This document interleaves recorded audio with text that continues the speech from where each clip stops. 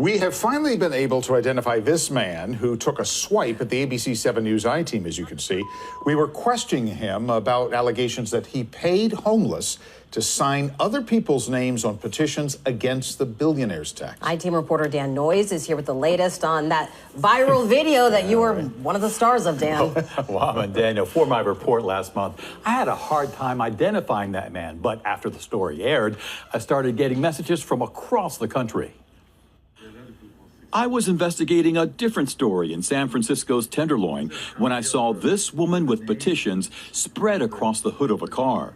I approached and started taking pictures of the documents when a man emerged from the passenger seat. You violate my privacy rights. Stay away from my car. If you can see this on the street. You violate my privacy rights. If you can see this on the street. If you can see what on the street? I can see those petitions right there on the streets. They right there. They mine. They're yours? Yeah. Okay. Are you paying people?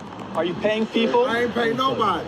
Neighborhood advocate J.J. Smith had already captured video of the man and his partner paying a homeless couple $5 each to sign petitions in other people's names. Smith asked the man, "You get $5 for doing it?"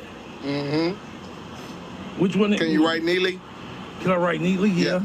After our confrontation, I tried to identify the man, checked the license plate, ran facial recognition, but could not confirm his name. Then our story went viral, and I got a message from a signature gatherer living in the Midwest. You watched the story and you recognized him.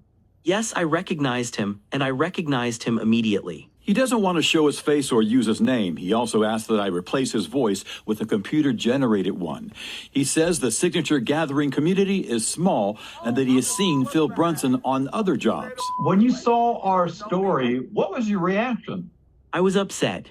There's a lot of petitioners that are upset because our job is to go out there legally and do it the right way. You never beat the system. It never happens. You just get caught. You might as well just do it the right way. The signature gatherer pointed me to Philip Deshaun Brunson's social media, and a background check shows that he is 50 years old, living in Detroit, with a criminal history. He spent time in prison. Brunson is again getting attention from law enforcement. Secretary of State Shirley Weber is California's chief elections officer. Her spokesperson says they have reviewed our video and that an investigation is ongoing. Quote, "We are continuing to work closely with law enforcement to hold those who abuse the initiative process accountable." Like any business, Dan, there are bad actors, and every industry has to take steps to root out bad actors. It's no different here. Brandon Castillo has been running ballot measure campaigns for some 25 years. He's not involved in either side of the billionaire tax issue.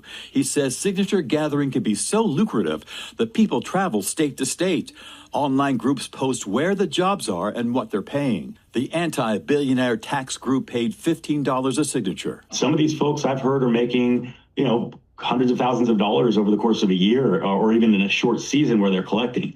Just do the math. If you stand in front of a store and you get 100 signatures at $10 a pop, that's a pretty good chunk of money. Groups sponsoring ballot measures check the validity of signatures, and so do county election offices. So when we receive the petition and we have the signatures, Jim Irizarry walked me through the process for San Mateo County. Every signature on a petition is digitized and then compared to that voter's signatures from past elections.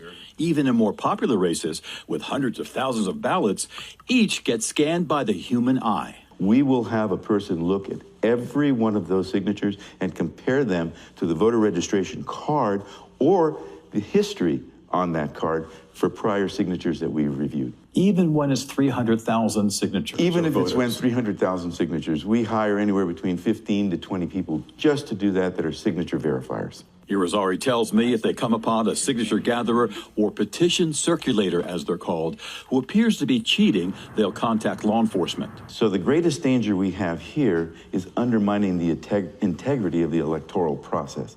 That's why it is a felony to do that. And also the circulator that is violating the law will go to jail for that. The group called Building a Better California is sponsoring the anti-billionaire tax measure.